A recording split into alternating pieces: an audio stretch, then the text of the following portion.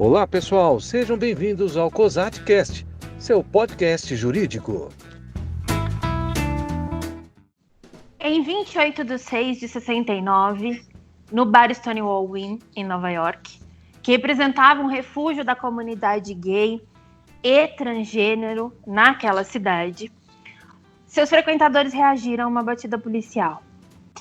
O esquadrão da moral pública da cidade de Nova York, os policiais eles estavam muito habituados a fazerem batidas policiais com violência nesses locais e terem uma dispersão passiva da comunidade gay e transgênero da localidade. Aquele momento, naquela data, no dia 28 de junho de 69, nós tivemos a primeira reação, né, como um protesto espontâneo da comunidade. E essa data de extrema importância para todos nós seres humanos, né, foi escolhida como Dia do Orgulho LGBTQ e outras inúmeras letras que essa sigla vai abraçando e abordando. Então hoje a gente está com Sami Fortes. É uma honra pra gente. Quem é a Sami? Sami é mulher transexual, heterossexual, casada, formada em artes plásticas. Preciso ler o mini currículo da Sami, porque tem tanta coisa que essa mulher faz, gente. Ela é delegada federal da saúde da mulher, coordenadora geral do CAIS, que é Centro de Apoio e Inclusão Social para Travestis e Transsexuais de Jundiaí região, coordenadora e idealizadora do Movimento Aquenda, atuante nos Conselhos de Cultura, Igualdade Racial, Segurança Pública da Mulher e da Saúde de Jundiaí e região, integrante de mais de 18 coletivos de militância dos municípios de Jundiaí e região. Esse mini currículo, como ela mesma disse para mim, que foi uma forma bem reduzida, é uma pequena amostragem de quem é essa constelação de mulher que é Sami Fortes, né? E que está nos dando a honra de falar desse assunto tão especial, desse recorte, ou dessa parcela da população, né, desses seres humanos incríveis, cheios de ensinamento e cheios de contribuição para nós. Né? Então, Sami vai fazer isso hoje, nessa data tão importante, nesse mês que se comemora essa luta, essa militância, que já teve e tem ainda, né, Sami, tanta luta, tanta lágrima, tanto suor e tanta coisa para fazer. Então, Sami, minha primeira pergunta, meu primeiro pedido, né? Explica pra gente todas essas sopas de letrinhas, né? Desse LGBT e esse mais que a gente tem para ele. Primeiramente, olá, um grande prazer, Ana, agradecendo em nome de toda a população LGBTQIA+, o momento e essa oportunidade de fala, nós falarmos dos nossos corpos. Eu não me canso de falar que durante muitos anos nós tivemos, né, pessoas héteros e cisgêneros falando dos nossos corpos, falando das nossas causas, lutando por nós. Em 1969, como você mesmo falou, eu só queria ressaltar que, assim, naquela época, até 1980 e 80 e um pouquinho, nós tínhamos a lei de vadiagem. Então, todo LGBT, ele era incluso nessa lei. Então, o porquê que nesse local, que é um bar, né, nos Estados Unidos, na cidade, né, de Nova York, que se chamava Stonewall, eles se reuniam, grupos de travestis, transgêneros e homossexuais, lésbicas e gays, se reuniam nesse espaço, nesse local. Então, ali era um gueto fechado. Por quê? Porque se eles saíssem para fora, eles apanhavam, eles eram agredidos por vadiagem, entendeu?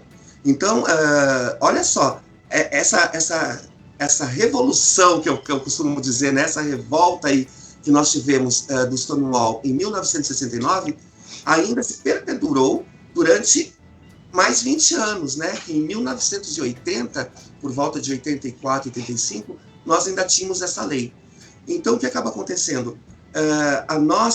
O nosso dia 28 de junho, né, de todos os anos, a gente, então, comemora o orgulho, né, pelos nossos direitos, pela nossa luta, pela nossa persistência.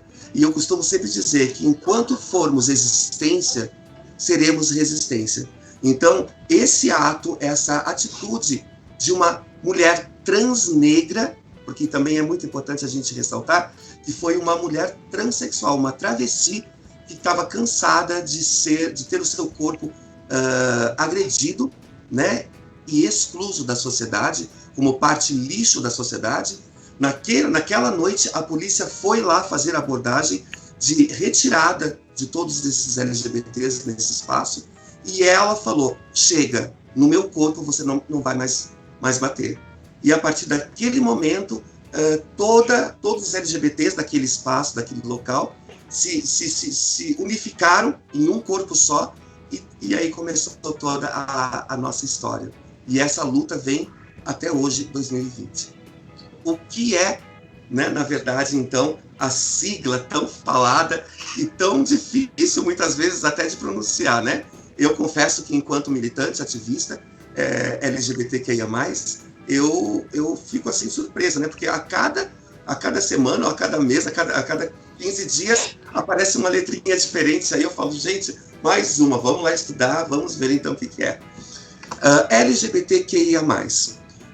Antigamente, né, até os anos 90, nós tínhamos uma outra sigla, a sigla GLS, né, que eram gays, lésbicas e simpatizantes. Então, todas as pessoas da sociedade que eram simpatizantes pela causa, pelos gays, pelas lésbicas, então estavam inclusos na letra S. Conforme os anos foram passando, as mulheres, o movimento feminista, né, das mulheres, cresceu demais.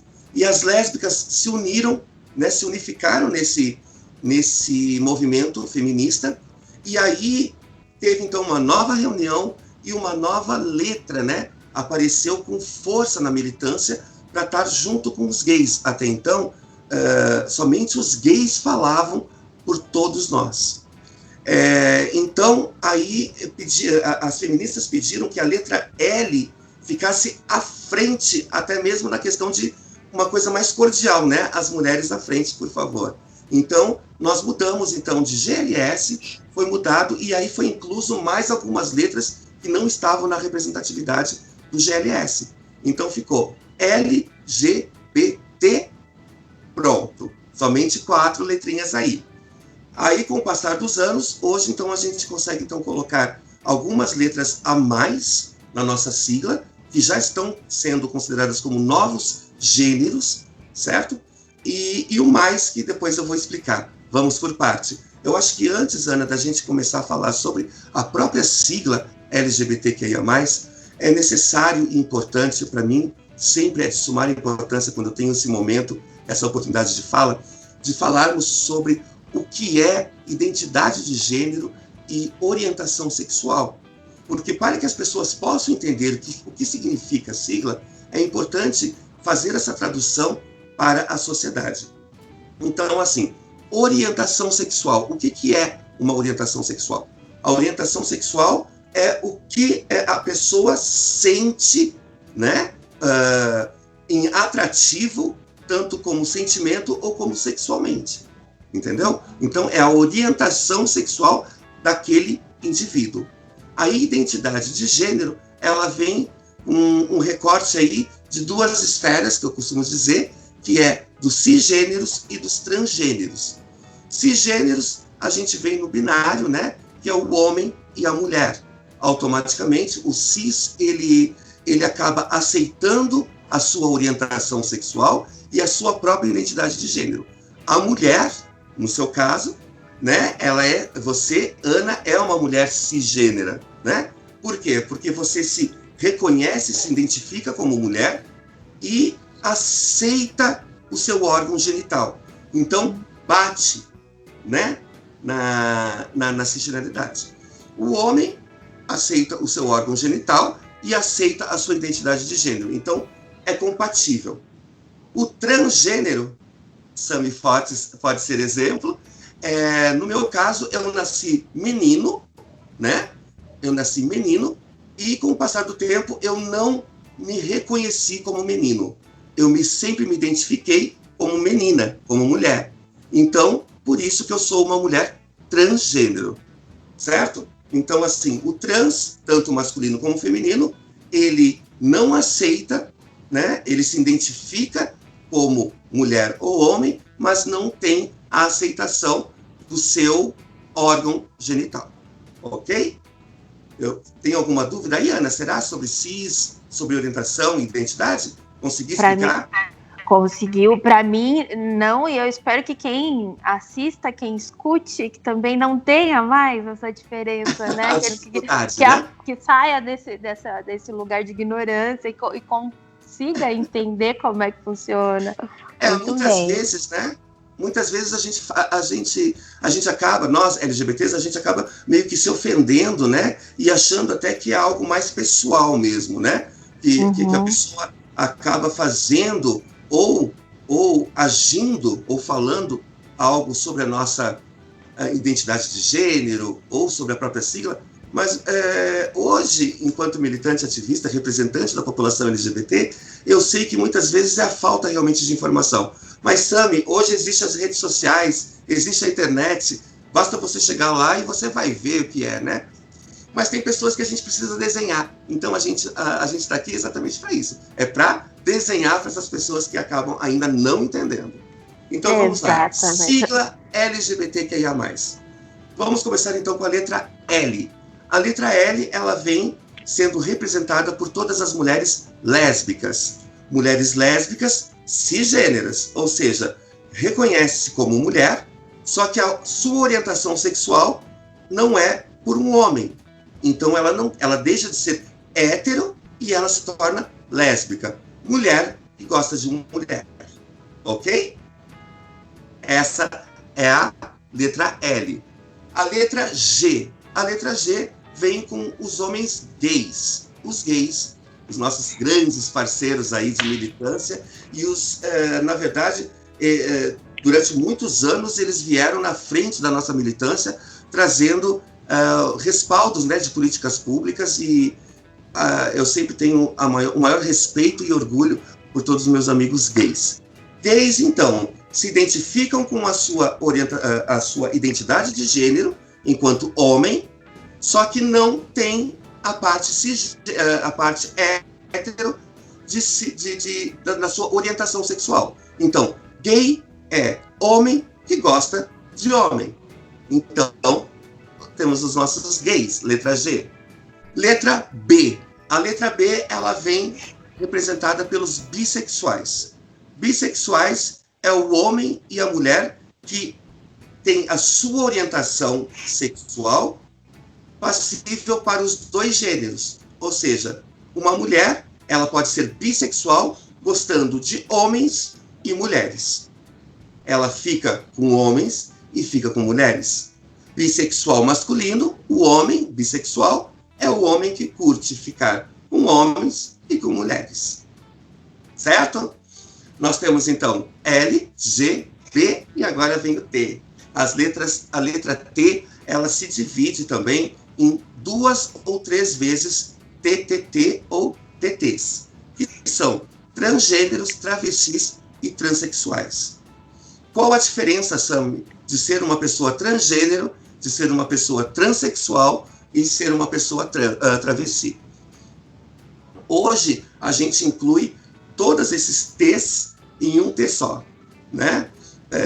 Quando se fala na mulher travesti, a palavra, essa pronúncia travesti, ela é mais utilizada aqui na América do Sul, certo? Então, até meados de 2000, nós não tínhamos a representatividade da mulher trans. Era travesti, ela é travesti, certo? Então, nós não temos a palavra travesti na América do Norte, na Europa, na Ásia, nós não temos, então, essa palavra. Então, a mulher trans, ela pode ser tanto travesti, como pode ser transgênero, certo? O que é uma pessoa trans? A pessoa trans, então, ela tem a sua identidade de gênero diferenciada do seu órgão genital, no seu órgão de nascença. Ou seja, o menino que nasceu menino, com órgão genital masculino, se identifica como menina, como mulher. Então, a gente acaba tendo uma mulher transexual ou uma travesti. A mulher que nasceu com órgão genital feminino, mas não se identifica, não aceita esse órgão genital, então ela acaba se tornando um homem trans. Dá para entender? Dá. Deu para entender? Ok. Então nós temos então aí a letra T, certo? Uhum. LGBTQ. A letra Q, que não é muito utilizada aqui no Hemisfério Sul, aqui no Brasil, né, na América do Sul. O queer, ele vem trazendo uma nova roupagem dentro de um outro gênero. Ou seja, ele transita nesses dois espaços, nessas duas esferas, nesses dois gêneros, certo? Independente da sua roupa. Ou seja, nós teremos queers, certo? Andando pelas ruas, com uma aparência masculina, de cílios postiços, saia e unhas pintadas. Esse é o queer, certo? Entendi. Vamos continuar então.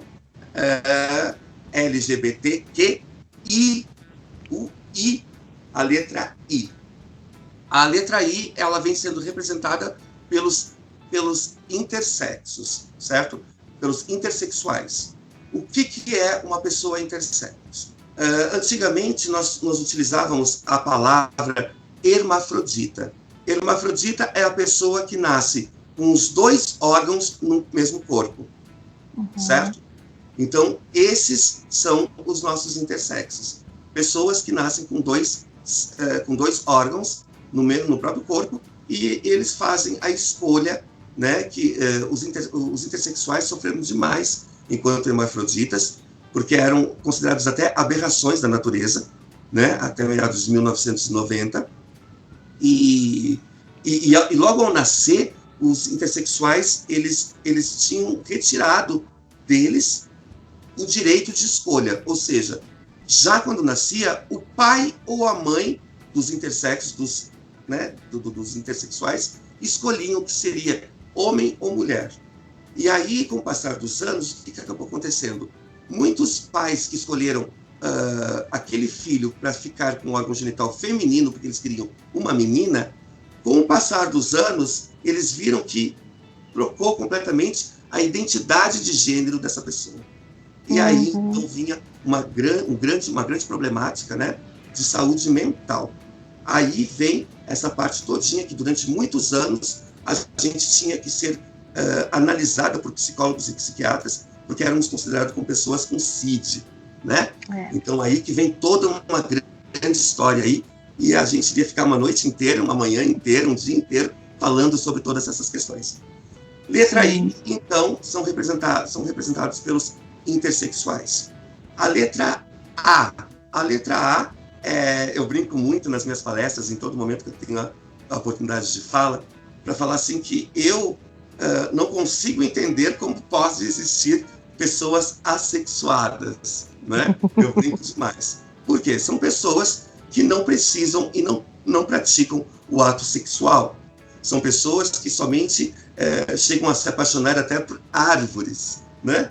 Eu conheço pessoas assexuadas que falam: eu me apaixonei, eu sou apaixonada, e hoje eu sou casado com uma árvore. E assim... Gente, mas assim, todos os assexuados estão inclusos na nossa sigla e todos serão sempre bem-vindos. E, por incrível que pareça, todos os assexuados que eu conheço, eles são grandes poetas e poetisas. Então, assim, grandes profissionais assexuados, eles transportam a sexualidade em poemas, em autobiografias maravilhosas que vale a pena as pessoas também conferirem.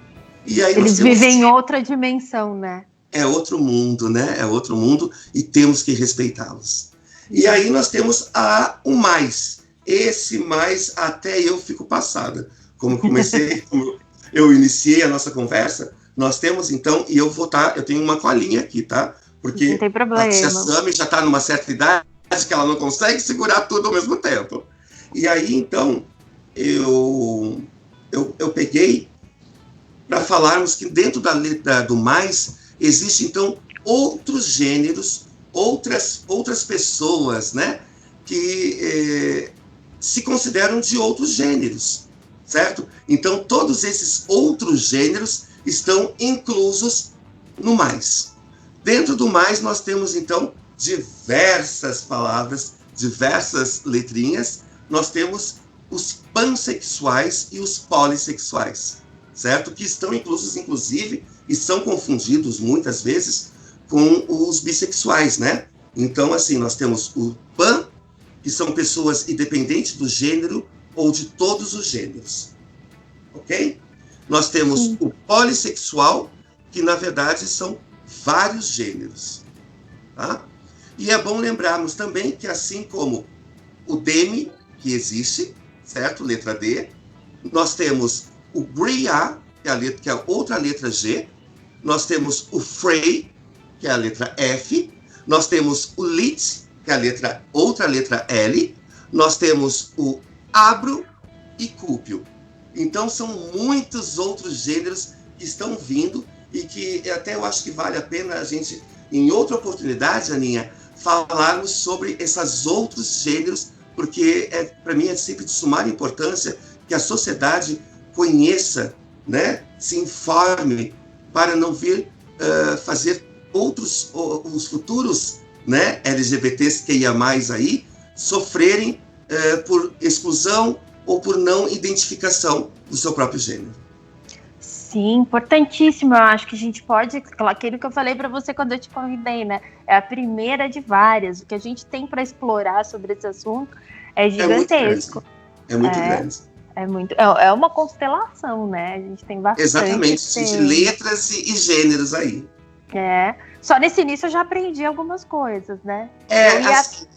Eu abordei por cima para que dê tempo da gente poder falar, porque é muita coisa, né? E hoje, mais uma vez, eu quero deixar o meu agradecimento a você e a todos os envolvidos desse projeto em ter convidado uma pessoa LGBTQIA+, para falar exatamente nesse dia, né? 28 de junho, que é um dia histórico para nós e abençoado. Ai, com certeza. E parabéns pela militância. Obrigado. Meu amor, vamos falar um pouquinho sobre o CAIS, sobre esse projeto que você tem aqui em Jundiaí e região, por favor. Então, vamos falar um pouquinho sobre o CAIS. Na verdade, eu sempre tive a militância, e eu sempre falo, né? Eu estava conversando esses dias com a minha mãe, é importante a gente falar, né? Da nossa raiz, né? Da onde tudo começou. Então, eu digo sempre que Sami Fortes, você é uma mulher guerreira, é uma mulher que hoje abriu um leque, né, de militância, não somente para a população LGBT, ou não só para a população TT, mas hoje eu estou com os negros, eu estou com os indígenas, eu estou com as mulheres em violência doméstica, eu estou com os refugiados que estão realmente nessa pandemia aqui no nosso município, completamente desprotegidos de qualquer respaldo social, né? E de garantia, né? Porque são refugiados. Então, assim, a gente abraça. Eu sou a mãezona que abraça todas as causas, porque eu acho de sumar importância que nós, enquanto sociedade civil, precisamos sempre estar à frente, né? Da voz, da força dessas pessoas em vulnerabilidade. E o CAIS, na verdade, ele vem exatamente nessa necessidade de representatividade e de visibilidade para a minha população. Tudo começou com a minha população, né? Porque eu digo assim, eu militante, eu comecei lá atrás, né? Eu me lembro que com 10 anos eu já era líder de turma, que tinha, né? Aquelas fases da escola gostosas, né? E eu sempre via aqueles grupos vulneráveis assim, e eu era a que brigava com todo mundo, tá entendendo? Eu acolhia aqueles vulneráveis e falava, não é assim. Lá no final do turno, né, da escola, a gente vai se encontrar lá na frente da pracinha. A minha mãe foi várias vezes, a gente estava se lembrando disso, que várias vezes a minha mãe foi buscar lá na frente da pracinha. Então, assim, essa militância, ela vem muito forte desde pequena. porque uma pessoa trans, muitas vezes as pessoas me perguntam isso, né? No início eu até ficava um pouco chateada ou até nervosa, né, quando vinha essa pergunta. Quando que você se tornou uma mulher trans, Sami? E aí é importante a gente dizer que a pessoa trans, ela não se torna, né? Ela nasce trans, certo? Então essa é uma grande diferença que a sociedade precisa entender. Que nós ninguém, eu, em sã consciência, jamais iria querer me tornar uma mulher trans, exclusa da sociedade em todas as esferas, ser humilhada, apanhar de graça, ninguém vai querer sofrer, né? Nós nascemos com esse corpo, e aí a gente se identifica nesse corpo, e a nossa luta, e o CAIS vem para fortalecer e empoderar todas essas pessoas. O CAIS significa, é uma sigla o CAIS, na verdade, né? O CAIS, ele vem a representatividade de Centro de Apoio e Inclusão Social para Travestis e Transsexuais da cidade de Jundiaí e região. É importante a gente ressaltar que nós somos CAIS Jundiaí. Existem outros CAIS em outras cidades, pelo país afora aí, e fico muito feliz por termos, né, essa representatividade. Eu não tenho vergonha nenhuma de dizer que eu participava de uma outra, de uma ONG aqui, que já tem algum tempo na cidade, mas que não tem sede, não tem espaço físico. E a minha militância, o meu acolhimento para essas pessoas, tanto transexuais como LGBTs, eu fazia no meio de uma praça, num banco de praça. E aí eu sempre falava assim, gente, é vergonhoso isso, né? Enquanto tantos espaços vazios aí da prefeitura, tantos espaços aí vazios de pessoas particulares, por que não abre esse espaço para a gente? Por que não deixa a gente realizar um trabalho de acolhimento para essas pessoas vulneráveis?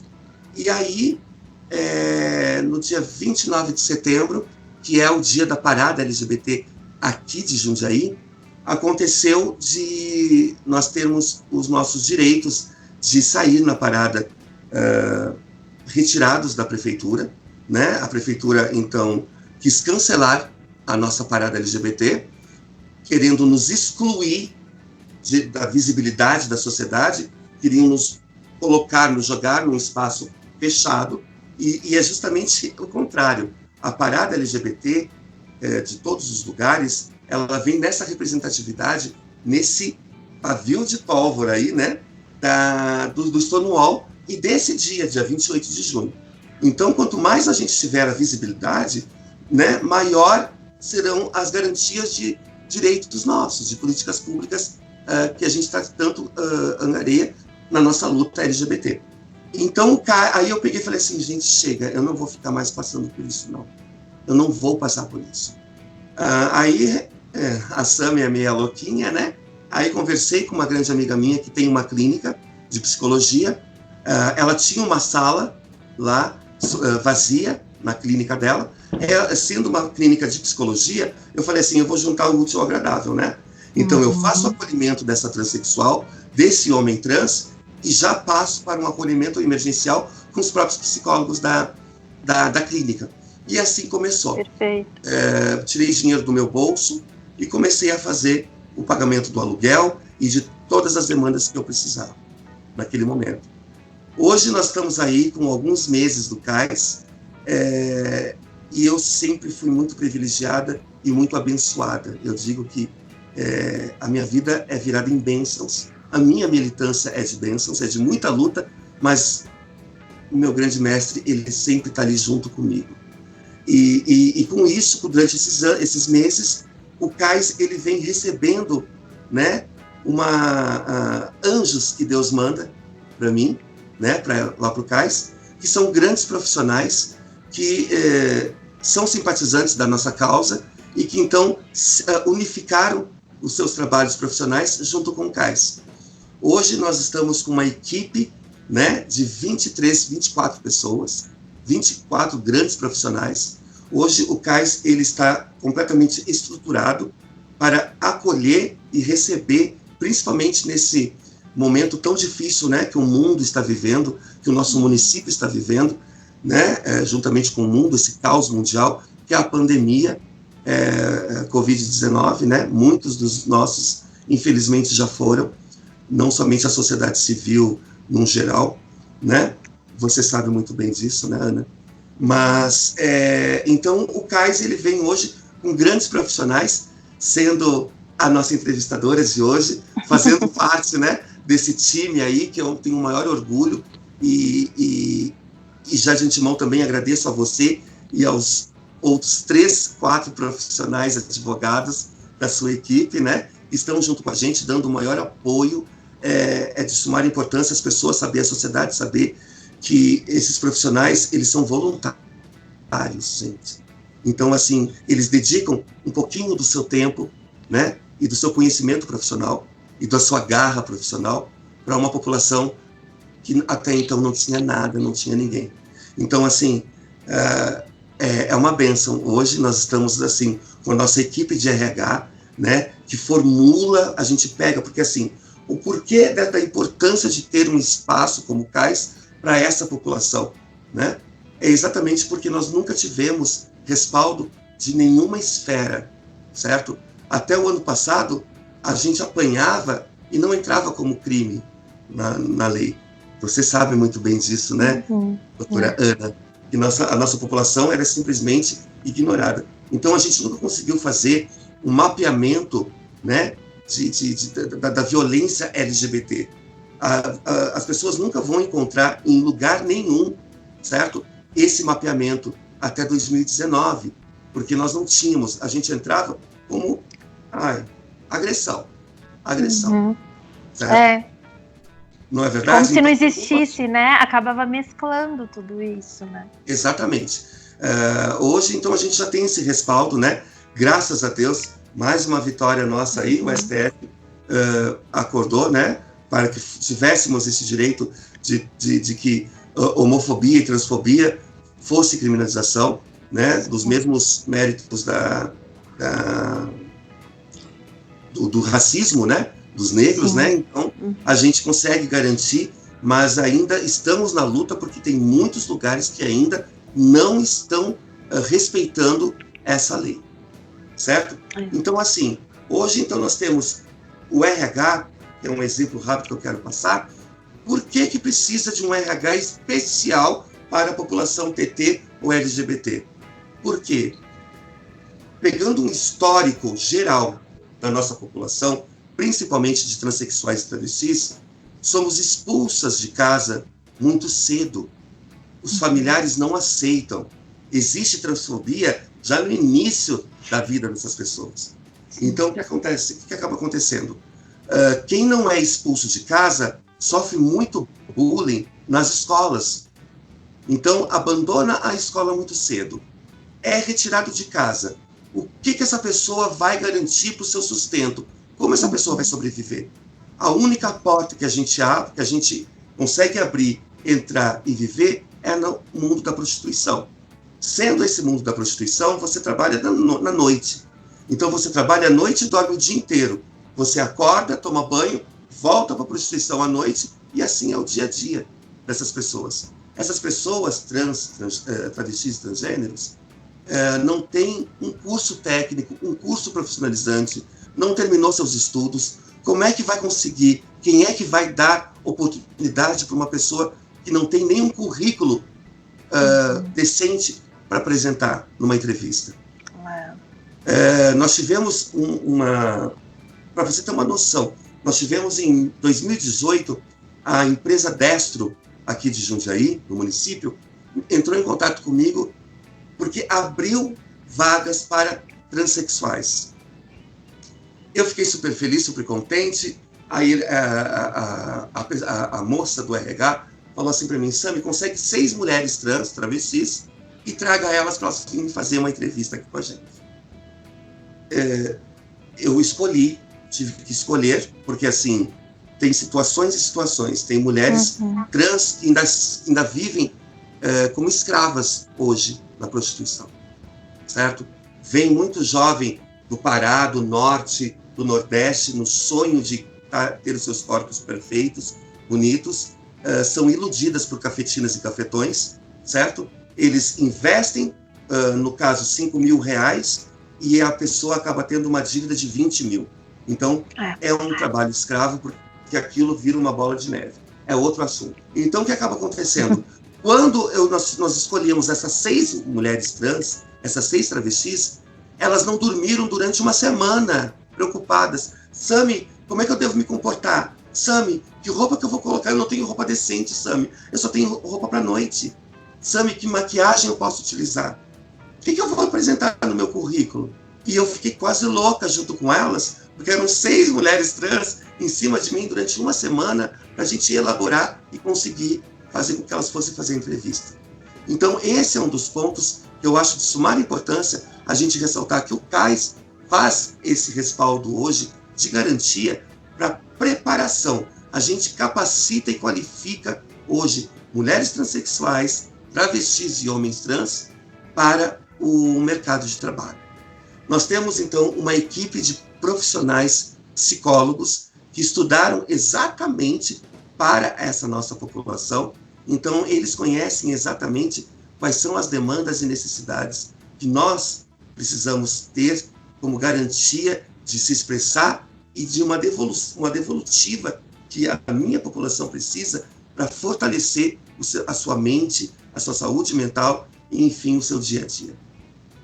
Nós temos também parceiros, né, como a Polícia Militar, que, através do Coronel Yasui, né, que é do 49º Batalhão da Polícia Militar, com o curso de autodefesa para essas mulheres trans, travestis, homens trans e até LGBTs, certo? Para o seu dia a dia. Nós estamos falando, Ana Paula, de um país, nós vivemos no país que mais mata LGBTs. E principalmente mais mata e mais consome assuntos pornográficos trans. Sim. A estatística para nós, aqui no país, é de 35 anos de vida para uma pessoa trans. Eu costumo brincar muito nas minhas falas, eu já estou fazendo hora extra, né, que eu estou fazendo 42. Eu fiz 42 anos, né, então eu já estou com hora extra aqui na Terra, graças a Deus. Então, o que acaba acontecendo? Por que esses corpos trans e travestis vivem só 35 anos? Eles são doentes? Eles sofrem de uma doença que aos 35 eles morrem? Sim, nós temos a doença do preconceito, da transfobia, que matam nossos corpos antes até mesmo dos 35 anos. Então, existem diversas nuances aí na nossa militância, na nossa luta, que precisa ser exposto, e mais uma vez, e durante até o final, eu vou agradecer essa oportunidade de vocês do projeto, estarem dando para que eu possa falar a verdade, a realidade das nossas vidas e dos nossos corpos, né? Então, nós temos, então, o curso de Krav Maga, feita pela Polícia Militar, para trazer a autodefesa para essas pessoas, principalmente para mulheres trans e travestis que trabalham nas ruas. Que legal, nós temos o apoio hoje também da Guarda Municipal de Jundiaí, que faz todo o respaldo, né, e a orientação da Lei Maria da Penha até aonde eu posso chegar, né? Até onde essa lei me garante. Porque, assim, muitos casos de transfobia, sendo a mulher trans ou travesti não retificada, não entra na Lei Maria da Penha, aqui no nosso município.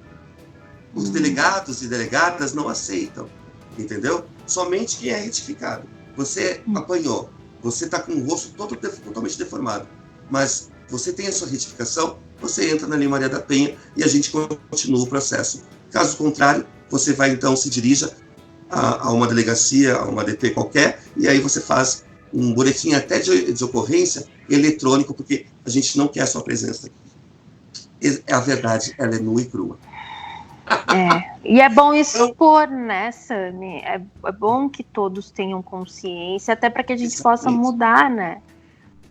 Culturalmente, mudar a cultura é uma coisa que demora um pouco, assim, a gente já está muito atrasado para tudo isso, né? Eu digo que, na verdade, Ana Paula, não é somente cultural, é social e cultural. Sim. Sim. Ela vem de uma estrutura tão arcaica, na verdade, tá entendendo?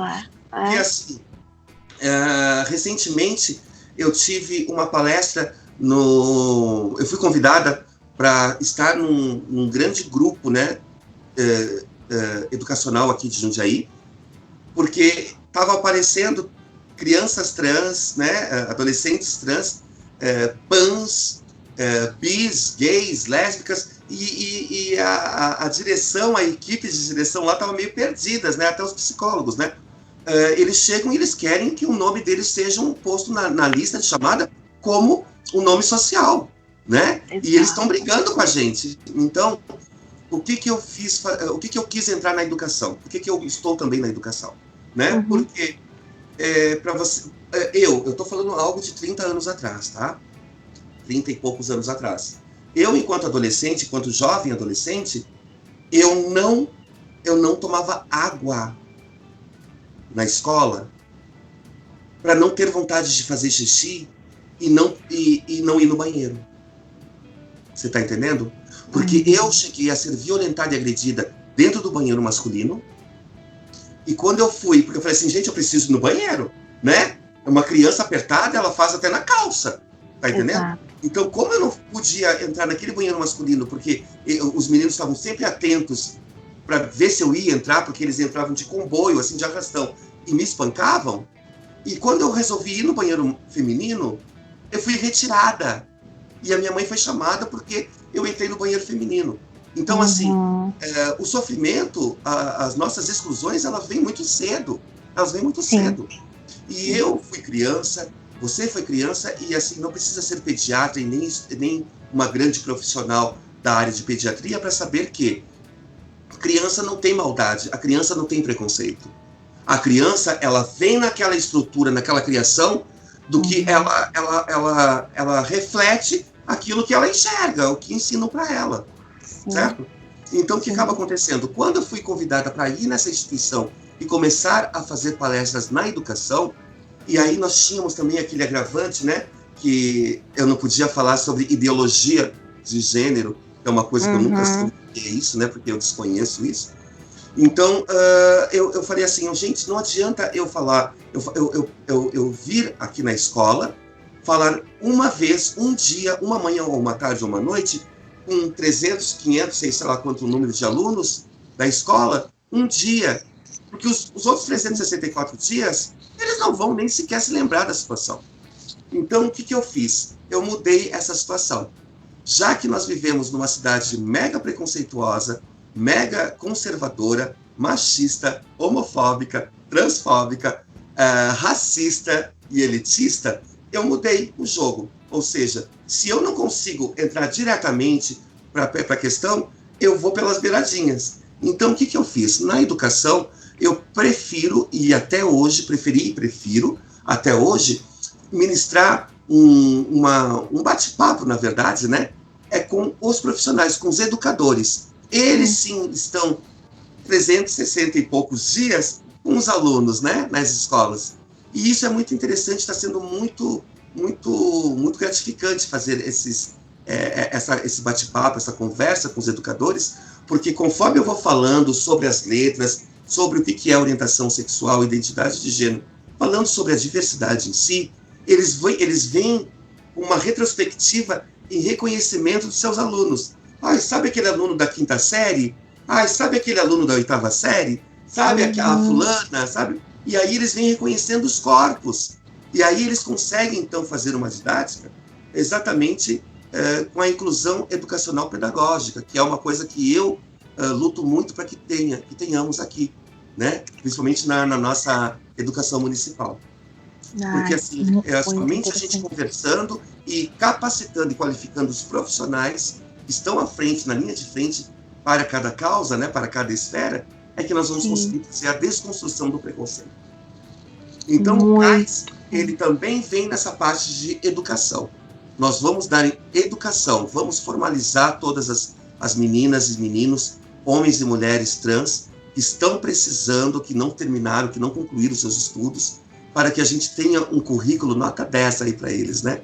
Na área da saúde, a gente também está com a gestão da saúde, fazendo, então, todo um respaldo de trabalho voltado para a população TT, principalmente, porque Jundiaí, o nosso município, no tamanho que ele é, né, um município imenso, né, com tanta riqueza, nós não temos profissionais para cuidar dos nossos corpos, entendeu? Nós não temos. E é uma luta que eu venho, como delegada federal da saúde da mulher, eu venho há mais de 4 anos nessa militância para que a gente consiga ter um espaço, nem que seja pequeno, para um centro de referência trans, que é o CRT, certo? Que existe em São Paulo, que existe em Campinas, que existe em algumas cidades. Porque esse centro de referência trans, esse CRT, ele vai ter profissionais que podem cuidar dos nossos corpos, certo? Aí, qual é a resposta que eu sempre tive dessa situação, Ana Paula? É que simplesmente, se a saúde nunca tem dinheiro, o governo nunca tem dinheiro para nós, né? Para os vulneráveis, a gente nunca tem nada. Então, o que acontece? Há 2 anos eu venho fazendo um trabalho, um projeto que se chama Conversidades com Sami Fortes, nas 37 UBSs da cidade. Ou seja, eu quero trazer a informação, mas ao mesmo tempo dar capacitação e qualificação para esses profissionais poderem receber a minha população. E está sendo assim também mágico, né? Assim, a devolutiva que a gente está tendo, sabe, dos transexuais, da minha população, né? Falar, nossa, eu fui na UBS, eu fui super bem tratada, reconheceram, me respeitaram meu nome social, me chamaram de ela o tempo todo, me chamaram de ele o tempo todo. Então, isso é gratificante, é o reconhecimento, porque, na verdade, Ana Paula, a nossa militância não é querer roubar nada de ninguém, como eu já ouvi muitas vezes. Você está querendo roubar o meu direito de mulher, você está querendo roubar o meu direito de homem. Gente, o sol brilha para todos. A gente não quer aceitação também de ninguém. Eu me aceito, eu me identifico. Então, para mim, isso já basta. Eu exijo o respeito, porque eu respeito exatamente para ser respeitada. Entendeu? Então, Oi, desculpa. Pode falar. Não, você falou, eu vi uma reportagem na Folha de São Paulo essa semana, se eu não me engano, que eles fizeram, eu só li a manchete, né, e a indagação foi exatamente essa, porque ele estava escrito na manchete assim, que a população brasileira aumentou, acho que para 38 para 40 e poucos %, eu não lembro, o nível de aceitação, né, da comunidade. Eu falei, mas quem é que tem que aceitar? Ninguém tem que aceitar nada, né? A gente tem que respeitar. Ninguém está pedindo aceitação, ninguém está militando por aceitação, simplesmente por respeito. É o respeito, né? Então, assim, nessa questão da saúde, então eu estou fazendo todo esse trabalho, né? Já vai fazer, nós estamos indo para o 3º ano, né? Fazendo essa capacitação e qualificação em todas as UBSs. Vamos para os CAPs, a gente vai nos hospitais, eu tenho um trabalho diretamente com o gestor da saúde aqui de Jundiaí e sua equipe, que são sempre muito simpatizantes e respeitam a minha posição enquanto delegada também, né? Porque eu tive que, desde que eu me conheço como trans, e desde que eu conheço pessoas trans e travestis, a gente tem que estar sempre na luta de mostrar a minha capacidade, entendeu? Que eu sou capaz para poder ter a aceitação e aí ter o respeito, entendeu? Sim. Então, assim, para que hoje eu seja a delegada federal, eu tive que enfrentar a regional, a conferência municipal, eu tive que encarar a conferência regional, a estadual e chegar na federal, e eu levei 18 propostas do nosso município, certo? Não somente para as pessoas, para as mulheres LGBTs, lésbicas, bissexuais e transexuais, mas para todas as mulheres, certo? Porque enquanto a sociedade nos exclui, a gente faz a inclusão sempre de um todo. Porque a saúde, ao meu ponto de vista, não é somente para a mulher branca, não é somente para a mulher negra, não é somente para o homem branco ou para o homem negro, e sim para um todo, né? Nós precisamos ter essa garantia de uma saúde perfeita, né? Certo? Porque a gente paga os impostos, eu pago. A partir do momento que eu pago meus impostos, eu tenho direito. Exatamente. E assim a gente começa. Então, assim, eu tive que então lutar muito, mostrar minha capacidade para que hoje eu consiga garantir um pouquinho, certo, da minha militância para a minha população. Então, hoje nós já estamos, uma novidade aí, quentinha para vocês aí, né, para toda a sociedade, que nós estamos com um projeto piloto na saúde, porque eu peguei e falei assim, eu não quero um espaço grande, eu não quero um hospital trans, né? Não é isso que a gente quer. A gente quer um espaço pequeno, mas que ali tenha um profissional que me garanta que eu possa chegar ali, entenda o meu corpo e resolva a minha situação, que faça a minha transição hormonal, que me leve para, sabe, que me encaminhe para o profissional que eu preciso ter no momento, né? Então, a minha logística dentro da militância na saúde foi completamente diferente do normal. Ou seja, eu capacitei e qualifiquei toda uma rede, certo? Para que eu possa chegar, porque a nossa maior dificuldade é a gente chegar numa UBS ou num postinho e a pessoa, todo mundo ficar te olhando como se você fosse um ET, certo? E aí você chegar, apresentar o seu documento, né? A sua identificação, e mesmo assim te chamar de João, a mulher trans, ou de Maria, o homem trans. Então, se eu não tenho respeito aqui na recepção, eu não quero nem saber o que vou encontrar lá dentro. Eu vou encontrar, então, um médico transfóbico, uma equipe transfóbica, então eu já deixo até de ver o meu corpo. Eu já deixo de cuidar da minha saúde. Eu tendo esse espaço, certo, com profissionais que cuidem dos nossos corpos, eu sei que eu vou chegar ali e eu vou ser bem atendido. Só que nós mudamos. Então, nós capacitamos essas UBSs, toda essa rede. Hoje, todos os transexuais LGBTs vão nas suas UBSs, são respeitados, e aí a gente vai criar um projeto piloto, que já estamos em andamento, junto com a gestão da saúde, para termos na UBS Central um espaço, uma sala voltado para a população T, que aí ali a gente vai ter o acesso à hormonização.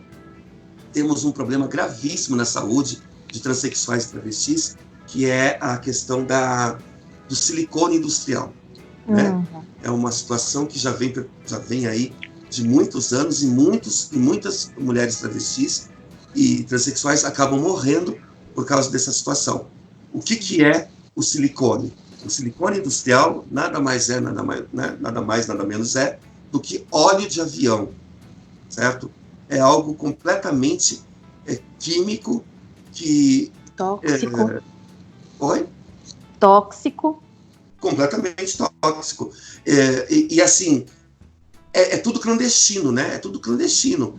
Assim, então, a gente fala no nosso meio, né? A gente fala que quem faz essas aplicações são as bombadeiras. Ou seja, não tem um cursinho técnico de saúde, de medicina, nada. Aprendeu vendo a antiga fazer, e aí pega aquelas seringas enormes, com aquelas agulhas que tem uma grossura de palito de fósforo, e aplica no corpo sem anestesia, certo? Então, assim, é punk o negócio, sabe, na saúde, né? E conforme o tempo vai passando, esse corpo estranho dentro do corpo travesti, ele vai apodrecendo, ele vai se desconfigurando, e aí vem diversas situações, que aí é preciso fazer uma raspagem, o silicone ele cai, tá entendendo? Então, assim, a maioria das meninas trans e travestis que tem silicone industrial acaba caminhando pelo seu corpo e se aloja aquele silicone nos pés. Então, assim, tem muitas que parece que tem elefantíase, sabe? Porque aqueles pés horrendos, gordos, horríveis, elas sentem muitas dores. Então, assim, a gente também está lutando e tentando trazer para a cidade esse respaldo para essa questão da saúde, né? Em especial dos corpos trans. Para você ter uma noção, Ana, a luta ela vem de tantos anos que em 1980 uma travesti e uma mulher trans não ia, era proibida de ir aos hospitais, certo? Devido àquela lei que eu falei lá no início da nossa conversa, que é a lei de vadiagem. Então, sim, se eu, em 1980, hoje, né, estivesse vivendo lá naquela época, e eu tivesse doente, eu teria que pedir para você, ou para qualquer conhecido ou familiar, ir até o hospital, falar o que eu tinha, o médico prescrevia alguma coisa, alguma receita para mim, você, ou essa mesma pessoa que eu pedi, ia até a farmácia, comprava, trazia, e aí eu podia tomar o remédio. Então, são corpos que vêm numa vulnerabilidade de muitos anos, em todas as esferas possíveis e impossíveis.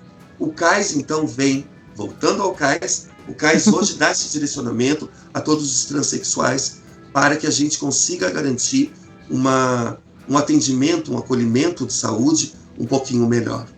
E então, assim, a gente está garantindo uma luz de visibilidade e de respeito para esses corpos, né? Porque ninguém pede para nascer trans. Nascemos, e se nascemos, somos existência. Enquanto existentes, nós merecemos e exigimos os nossos direitos.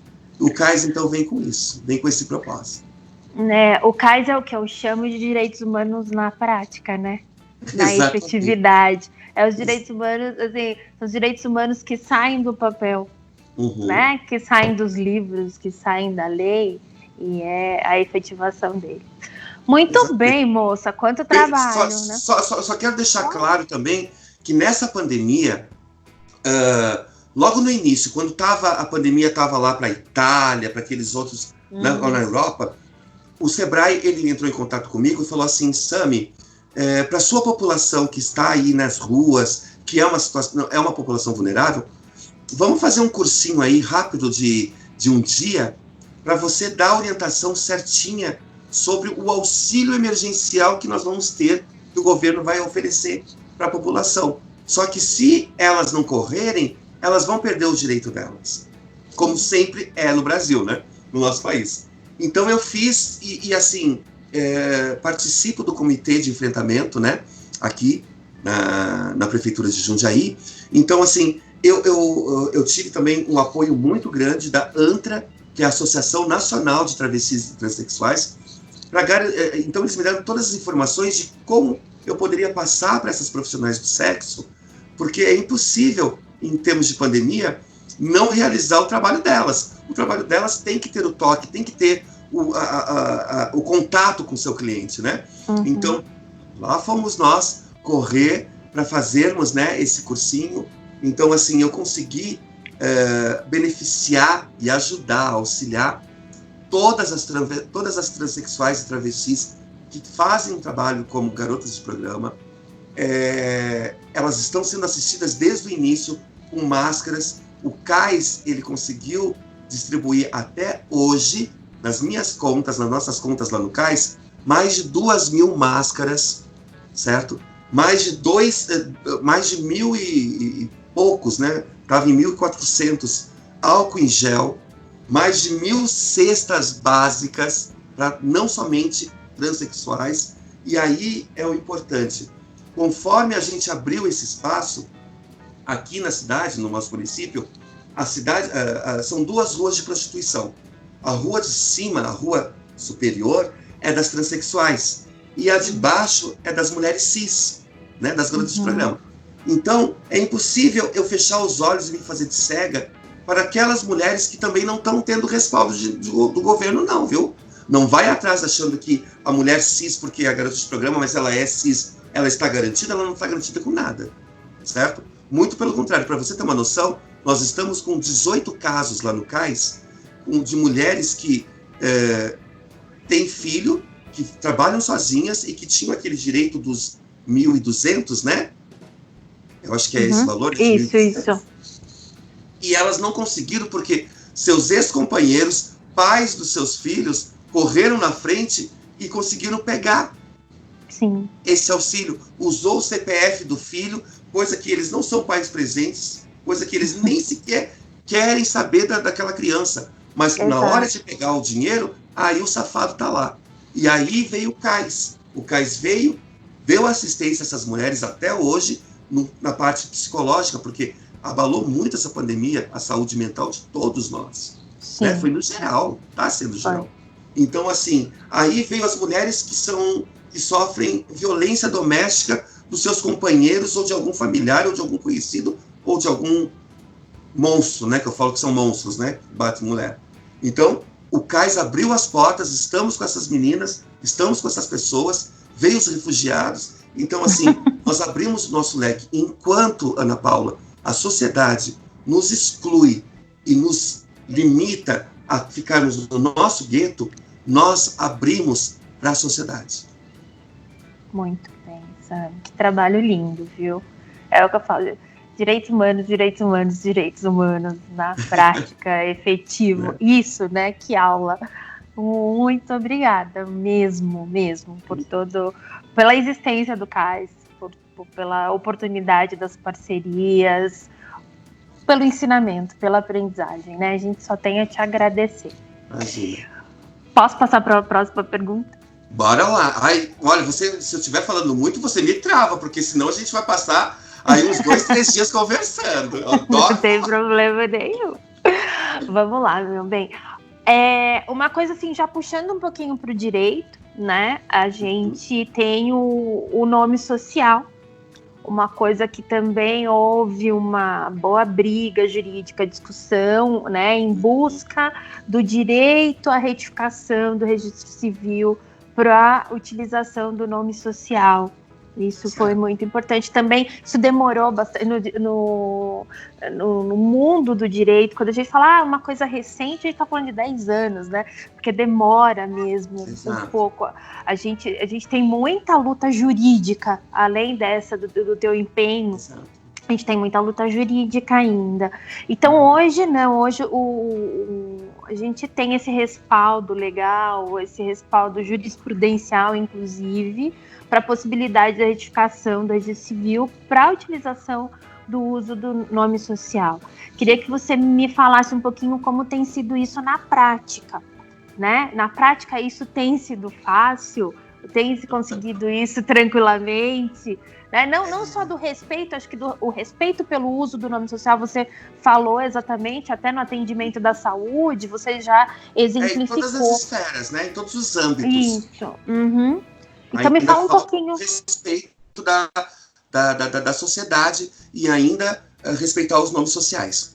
A questão do nome social, na prática, para fazer a sua retificação, né, de prenome e gênero, existe alguns recortes aí, né? Eu coloco muito eu dou exemplo na nossa cidade porque vivemos aqui e é o que eu vivo o dia a dia, né? A cidade de Jundiaí, ela foi a primeira cidade, né? Foi a pioneira nas cidades do interior de São Paulo a fazer o primeiro mutirão para nome e gênero, né? Em 2017, 18, que nós fizemos o nosso primeiro mutirão. Fizemos a contemplação de 36 pessoas transgêneras, né? Através da Defensoria Pública, certo? Que abriu um espaço, fez uma parceria conosco, né? E a gente conseguiu fazer. Pois bem, os que estavam nessa lista e não conseguiram, foi exatamente, e para muitos ainda é a luta até hoje, viu? Nós estamos nessa luta até hoje. Porque por mais, é uma coisa que eu não consigo entender, mas faz parte do nosso dia a dia, principalmente das leis, né? Do nosso país. Hoje está liberado a questão da retificação do prenome e gênero. Ok. Só que tem lugares, cidades e estados que não aceitam, que ainda exigem um monte de empecilhos para a pessoa poder utilizar o seu direito de ter essa retificação. Nós aqui de Jundiaí é uma cidade que ela é rotativa. Eu falo isso na questão da transexualidade e da travestilidade. Por quê? Porque vem mulheres de todo o país, principalmente do norte e do nordeste, elas vêm, passam um tempo e vão embora. Então, a maioria das pessoas trans, né, que nós temos aí, que nós assistimos lá pelo CAIS, não são da cidade de Jundiaí. E a gente sabe que tem que ter a sua certidão de nascimento atualizada, né? E aí vem um monte de pontuações lá que a gente tem que fazer. Uma pessoa que morou na Bahia, que nasceu na Bahia, certo? No interior da Bahia, o juiz da cidade da Bahia não aceita e não tem assunto. Então, o que acaba acontecendo? Teve casos no CAIS que as meninas falaram assim: Sam, eu não aguento mais, eu preciso ter eu preciso nascer, na verdade, né? Porque a gente fala, que a certidão nova, retificada, é o nascimento de uma pessoa trans. Sim. Certo? É o reconhecimento e o respeito, que a gente sabe que qualquer coisinha está aqui, né? É aqui, ó. Eu sou uma mulher, está aqui na minha certidão, né? Meu nome é esse, então me respeita. É a garantia que a gente tem na nossa documentação. Então, tem mulheres que nasceram no Paraná, na Bahia, que tiveram que ir até o seu conseguir fazer a atualização. Logo no início, né? Isso aí é de alguns anos atrás. Agora, a coisa está sendo um pouco mais flexível, né? Ou seja, a gente está tendo uma flexibilidade um pouquinho melhor. Ou seja, hoje já é permitido que, se a pessoa nasceu no Rio Grande do Norte e hoje mora aqui em Jundiaí, a pessoa pode pedir para um parente, né, mais próximo, ir até o cartório, fazer todos os trâmites, trazer, enviar, e aí a gente consegue fazer a retificação. Está um pouco difícil ainda, viu? Não está ainda mil maravilhas. Mas como a gente está tão acostumado a viver nessa dificuldade, nessa invisibilidade, Ana Paula, eu te juro por Deus, isso aí é muito pouco. O importante é a gente saber que lá na frente, depois de muita luta, a gente consegue aquele papel que tanto faz diferença nas nossas vidas, viu? Que importância que isso tem, né? Eu tive a oportunidade de fazer a minha retificação antes de todas as meninas, sabe? Mas eu não gosto de ser a militante de privilégios. Eu gosto de estar junto com as minhas manas, com as minhas irmãs. A dor delas é a minha dor. O processo de dor, de angústia, de solidão, de sofrimento é o mesmo. Então não é porque eu sou a Sami Fortes que eu vou lá e eu vou pegar privilégios para me beneficiar. Eu não conseguiria, enquanto ser humano, enquanto mulher, deitar minha cabeça no travesseiro e dormir tranquilamente, sendo a toda-poderosa, enquanto as minhas irmãs estão lá no sofrimento. Então eu esperei o mutirão e fui a última a ser chamada. Eu pedi para ser a última a ser chamada. Eu queria contemplar todas elas primeiro, eu queria ver aquele rosto, aquele sorriso, aquele brilho no olhar de cada um que eu pude ver e falar assim, missão cumprida, né? O início da minha missão já está completo. E eu sei que a luta virá, mas hoje eu durmo em paz. E aí eu fui lá e peguei a minha certidão, que eu não sou obrigada também, né? Mas assim, a questão do nome social, ela vem assim hoje muito, muito bacana, porque assim, as nossas conquistas, elas são muito árduas, né?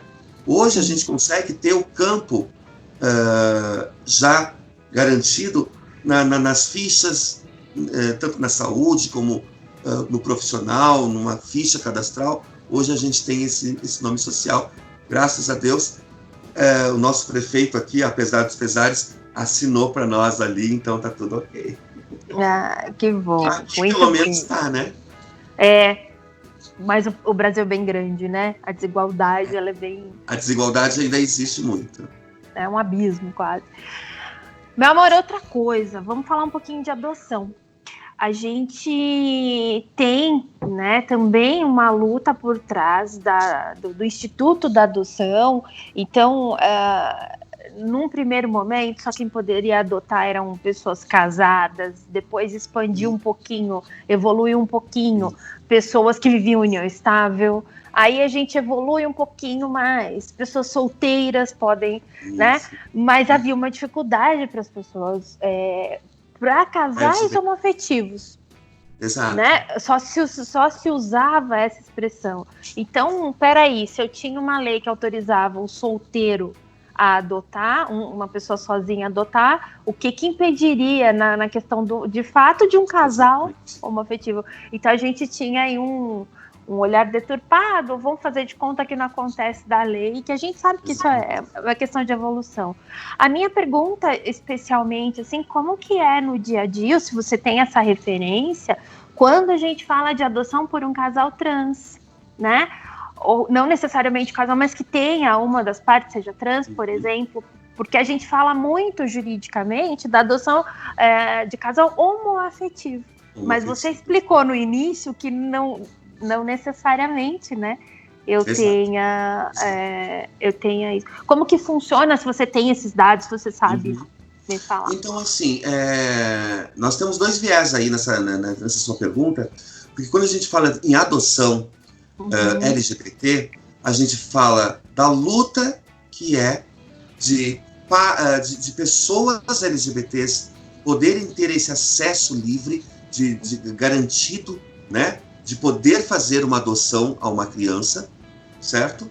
E nós temos as crianças LGBTs, que não são aceitas pela sociedade, certo? Então nós temos assim, hoje eu vejo que crianças negras e crianças LGBTs são as que mais sofrem para adoção. Essa estatística eu já posso te garantir. E quando se fala de adoção para casais homoafetivos, a gente faz esse recorte, a gente coloca 2 mulheres lésbicas ou 2 homens gays. Quando a gente fala de uma trans, né, adotar, eu estou falando por mim, porque eu entrei para a fila de adoção, certo? Eu vou fazer, eu sinto já que a minha filha já existe, né? Ela já está na Terra, ela só está esperando a mãe dela chegar e pegar ela nos braços, né? Então, assim, para mim é tudo novo. E para as pessoas do grupo lá, sabe, é todo mundo muito louco, assim, né? Porque quando eu cheguei para falar, né, as pessoas pareciam que estavam, assim, vendo algo muito diferente. Eu falei assim, gente, é um desejo de ser mãe. A minha luta foi de reconhecimento e hoje eu sou uma mulher. Hoje, graças a Deus, eu consigo ter uma vida financeira estabilizada, então agora eu quero ter minha família. Eu já tenho meu marido, tenho eu, agora falta os bebês, né? Exatamente. Então, assim, mas é uma luta muito constante. Eu acho que, eu tenho certeza, né, que na primeira instância eu não vou conseguir ter o meu direito ainda garantido. Eu acho, né?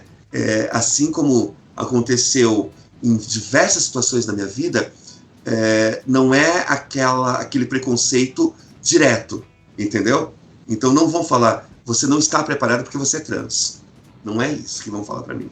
Mas sempre vão colocar alguma pontuação, algum documento, alguma coisa para ir levando, tá entendendo? Para ir alongando o ok na liberação para minha adoção. Eu falo isso porque, assim, um exemplo que não é de adoção, mas é de educação, e que foi um direito de luta muito forte minha, foi na faculdade. Quando eu falei, eu vou fazer faculdade, eu nunca tinha visto na minha vida, pelo menos até então, naquela época, uma pessoa trans fazer faculdade. E aí, eu fui, levei meus documentos, fiz toda a minha inscrição lá, fiz tudo certinho. No dia que foi para que eu iniciasse na faculdade, eu fui chamada na sala do reitor. E aí, mas eu percebi que ninguém foi chamado, somente eu. Lá fui eu.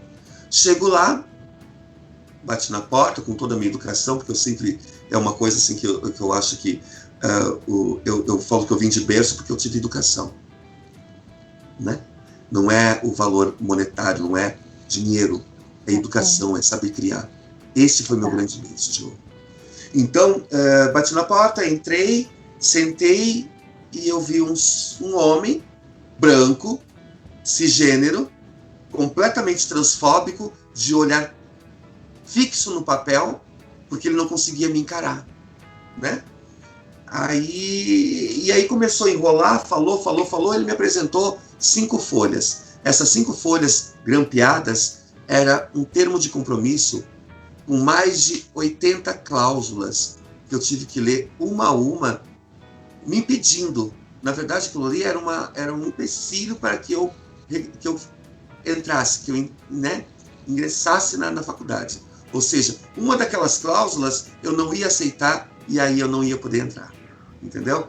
E eu fui assim, eu não vou falar os 80, lógico, aqui para vocês, né? Mas eu vou falar que uma delas era um compromisso meu não usar decote. era um compromisso meu não usar roupas justas. Porque os nossos corpos sempre foram hipersexualizados, e são até hoje, né? Não poderia usar roupas curtas. Eu não poderia estar num grupo somente de meninos. Eu não podia, para você ter uma noção, eu não podia nem ser eclética. Eu não podia me dar com ninguém. Eu tinha que ficar em cara de paisagem e sozinha. Eu falei assim, gente... Era um código de conduta exclusivamente para você. Exclusivamente para mim, porque foi o primeiro caso que a faculdade da época tinha de uma pessoa trans. Aí eu li tudo aquilo assim, e ele me olhou, foi aí quando eu olhei o olhar dele, tá entendendo? Tipo assim, agora você vai pedir para sair, né? Você não vai entrar, né? Aí eu peguei e falei assim, me dá a caneta aqui que eu já assino aqui, que eu preciso começar. Eu quero entrar pra... Minha aula tá começando. Né? Tô perdendo aula, senhor. Tô perdendo tempo. E assinei ali, ele ficou extremamente abismado com a situação, com a minha conduta. Eu entrei e eu te confesso que, assim, no primeiro ano eu até sentia muito medo, né, de ser repreendida, de ser, sabe, humilhado ou alguma coisa assim. A Sami Fortes, ela desde novinha sempre foi muito forte, né? O sobrenome já fala. Então, eu sempre quis... eu sempre gostei de pessoas, de seres humanos, né? Então, eu fui conversando primeiro com a mulherada, né? Porque as meninas, as minhas amigas, né? Elas estão sempre ali junto comigo, firmes, né? Para falar de esmalte, para falar de batom, para falar sobre o universo feminino. Automaticamente, o grupo masculino, os meninos, começaram a ter uma aceitação muito grande comigo. No segundo ano, no início do segundo ano, era verão, gente, muito calor. Eu tive que colocar um decotinho básico, né? No primeiro dia, passou um tempinho, eu já estava de mini saia, e aí tudo normal, e eu fui a oradora, depois de 4 anos e meio, da minha turma. Então, assim, é muita luta, né? Por isso que eu digo assim, a adoção, para mim, eu tenho certeza, minha filha já nasceu, né? Eu sinto isso dentro de mim. Então, eu vou atrás dela, eu vou lutar por ela. Eu luto por tantas pessoas, pela minha filha, eu também vou lutar. Então, eu digo assim, pode levar algum tempinho, mas o meu objetivo de ser mãe, eu vou conseguir. E assim vou lutar para todas as trans e todos os trans que queiram fazer essa adoção. E eu tenho certeza que o meu grupo, a minha equipe jurídica, que me apoia, que me ajuda, você e seus amigos estarão comigo nessa. Não tenho a menor dúvida disso. Com certeza. Ai, e essa criança vai ser muito amada, né? Ai, não já é. Já é. Ela já é amada. Já é. Que lindo. Meu bem, eu tinha formulado umas outras perguntas, mas elas foram respondidas com todas as outras. Exato. Então, pra gente finalizar, não finalizando, né? Assim, claro, você tá aberta. Depois desses 51 anos de luta, desde lá de Stonewall, né? Da primeira reação, o primeiro, olha, respeito, aqui não. Né? Como que você enxerga esses desafios que vêm aí pela frente, além dos que você já expôs aqui pra gente? Eu digo assim que essa atualidade nossa, né, dessa pandemia, dessa crise econômica que também nós estamos aí vivendo hoje, fez eu refletir muito de tudo, né, de tudo. Porque assim, eu me vejo, Sami Fortes, eu sofro a desigualdade de gênero por ser mulher. Então, enquanto eu me identifico como mulher, eu sei a desigualdade de méritos e de privilégios que o homem tem em cima da mulher. Eu sofro a transfobia por ser trans, por ser uma mulher trans. Eu sofro o racismo por ser negra, né? E indígena. Tudo isso faz com que eu parei para pensar e falei assim, gente, hoje eu vejo todo mundo na mesma linha horizontal. Hoje não existe o branco, não existe o preto, não existe o rico, não existe o pobre, não existe o trans ou o cis. Hoje todos estamos aqui juntinhos, né? E hoje eu me sinto fortalecida em poder ajudar até mesmo uma pessoa cis, uma pessoa branca, uma pessoa rica, porque eu passo por isso desde que eu nasci. Você está entendendo? Então, as nossas lutas, elas hoje, eu tenho certeza, eu não acho, eu tenho a certeza que a nossa luta hoje, ela vai ter uma visão, a sociedade, as pessoas vão ter uma visão um pouco mais com respeito, né? Porque hoje o ser humano está aprendendo a ser ser humano. Hoje eu consigo ver a pessoa que não tinha tempo de olhar o seu filho e entregava a uma pessoa, a uma babá. Hoje, essa mulher, ela cuida do seu filho. Ela resgatou o que é ser mãe, o que é ser pai, o que é ser família, o que é ser humano, né? E eu tenho certeza que a nossa luta, ela não parou por aí, né? Ela não vai parar por aí. Existem sim homofóbicos, existem sim preconceituosos, transfóbicos, racistas, enfim. Nem todo mundo consegue ser perfeito, né? Então eles têm que ter esses defeitinhos. Mas nós estaremos aqui, não somente a Sami está formando outras Samis, a Sami está dando empoderamento, eu estou fortalecendo. Para você ter uma noção, hoje eu estive em vários lugares, em várias cidades. Eu até comentei com você, né? Eu fui chamada porque eu faço a representatividade da minha população LGBT em todos os âmbitos, então eu sou obrigada das 7 da manhã, no dia 28 de junho, até meia-noite, estar em diversos lugares. E aí, hoje, eu falei assim, gente, o que a gente vai fazer aqui em Jundiaí, né? Então, vamos pegar um dos pontos principais da cidade, né, que é a Avenida Jundiaí com a 9 de julho, que tem um trânsito, apesar do isolamento, do distanciamento, da pandemia e tudo mais, está tendo a flexibilidade, né? Nós estamos no amarelo aqui, eu acho laranja ou amarelo, né? Então, alguém vai enxergar a gente, né? Jogamos lá a bandeira, e eu fui lá com a minha bandeira, tá entendendo? E é a representatividade. Muitas pessoas olharam, sim, muitas pessoas buzinaram, muitas pessoas me aplaudiram, eu e 4, 5 pessoas somente LGBTs ali. Mas muitas pessoas ainda passaram reto, como se não visse nada. Então, por isso que eu digo, a nossa luta vai continuar. Mas eu durmo, né, em paz, certo? Com a minha cabecinha no travesseiro, com aquela coisa assim de missão cumprida, porque lá no futuro eu tenho certeza que o meu tijolinho, escrito Sami Fortes, vai estar lá naquela construção. E assim não tenho a menor dúvida. Assim que a gente espera. Exatamente.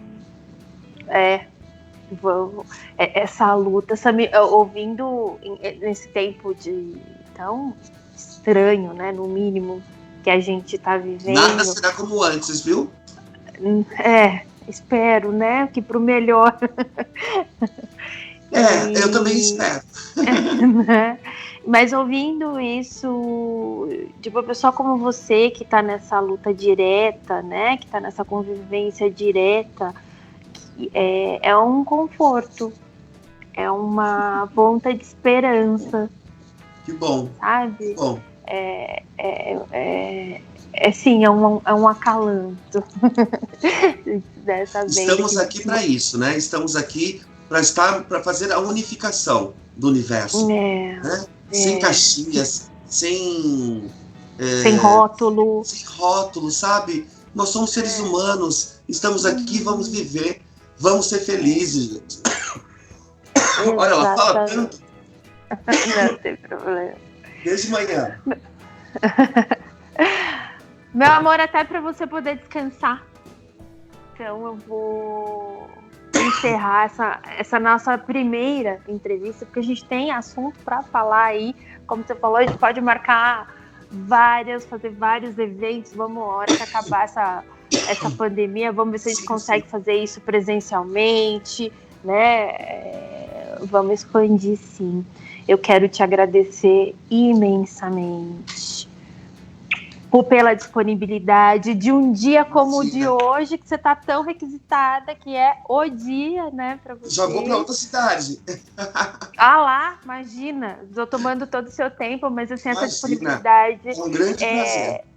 Agradecer essa honra do teu tempo, da tua disponibilidade e principalmente a esse aprendizado, esse ensinamento que você passou e que a gente só vai compartilhar, né? Então nós vamos compartilhar nas redes.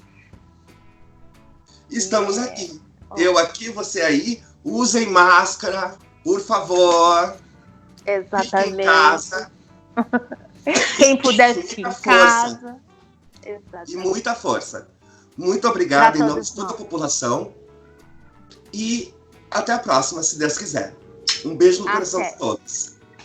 Beijo, obrigada.